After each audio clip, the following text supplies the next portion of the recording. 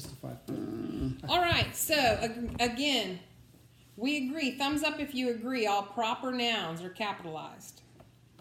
Yes. Yes. Good job. Good job. If you remember you'll remember that from our last lesson. We talked about nouns and we talked about verbs. Each word also that begins with the sentence is capitalized.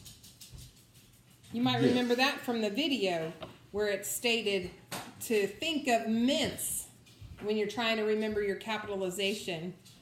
M stands for Myself. the months of the months, the days of the week and holidays. I, Brandon, that was what you were thinking. Yep. I stands for myself. So you always capitalize yourself when you're putting your name down. So if you write Chad, it's always capitalized.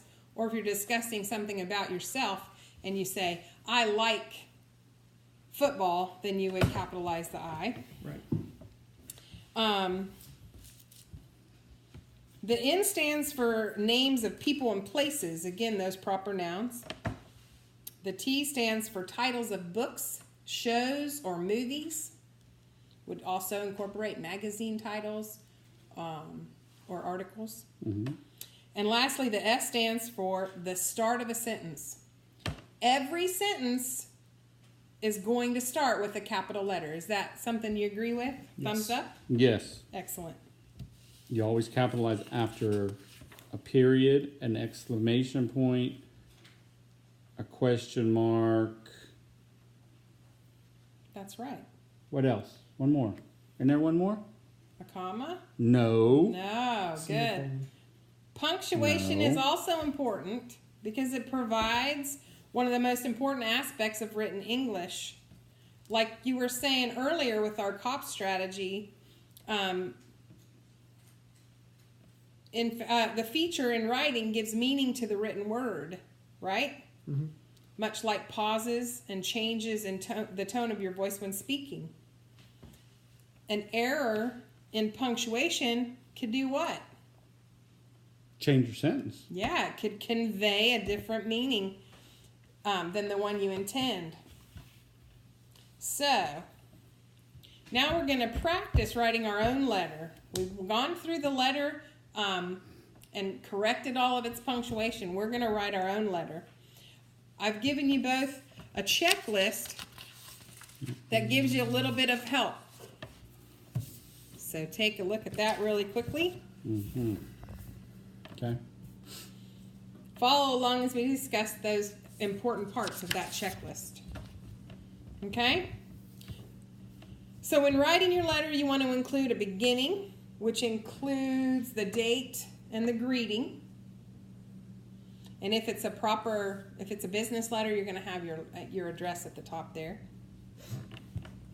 And then that's followed by the body of the letter. What do you think the body of the letter is? Do you remember from the other letter? What are we going to add there? The middle part. It is. The paragraphs. Right, the big paragraphs that's going to tell why you're writing that letter. It's like the body of your body. It's kind of like the body of your body. At the end, you'll include a closing and you'll sign your name. Okay? You must add proper punctuation at the end of the sentence. And remember, each sentence is going to start with Capital letter. a capital letter. That's right. Even if the word is not a proper noun, right?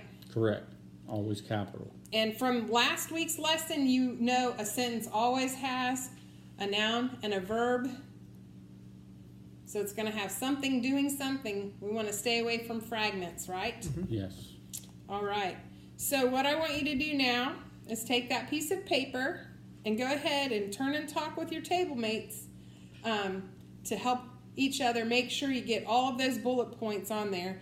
The conversations, you're going to have the proper nouns that are capitalized. You're going to have commas after the greeting and closing. You're going to have a comma between the city and state and the address. The date's going to have a comma between the date and the year. We're going to use complete sentences, not fragments. We're going to end all sentences in what, Brandon? Punctuation. Some form of punctuation, right? And then you're going to help each other with spell check and those types of things. Some of the vocabulary words we're going to use are capitalization, organization, punctuation, and spelling. Capitalization is the act of capitalizing or making a letter big. It's not going to be little, it's going to be big. Punctuation are the marks used to separate sentence structure and to clarify the meaning. Like you said, if you use the wrong punctuation or if you don't use it, it could change what you mean to say. Organization is just the structure of your letter, which is notated there on your checklist. And spelling, properly organized letters to make up words. If we have the letters jumbled up and mixed up, they're not going to be the same words. Okay? Mm-hmm. All right, so while you guys go ahead and start writing your letter, I'm going to be coming around, and if you have any questions, you can ask. If you need any help with that. And then what I want you to do is go ahead and use the computer if you would like to type in your letter. That'll help you with some automatic spell checks too. When you're done with that, before we move on, I need you to email me your electronic draft, and I want you to put your handwritten draft on the corner here and turn it upside down so I know we're ready to move on to the assessment. All right? Okay. Any questions? Yeah. So if it's a business letter, how would you put something, the signature part, instead of sincerely? Would you use that word, or would you use some other word? Well, on your letter checklist, that's got some sample closings there. You could use yours truly. Probably wouldn't say love if it's a business letter. You'd want to use that when you write to your grandma. Regards, gratefully, sincerely. Peace. Probably that would be more for a friend. Okay. I like that. Peace. So, All right. all right. So you guys take a couple minutes, and if you have any questions, let's hear some chatter back and forth between the classmates, your table mates, and I'll come around and check things out. Hey, Mom.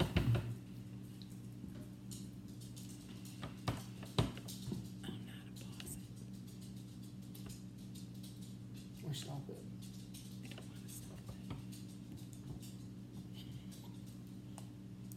Did Okay. you or did you not?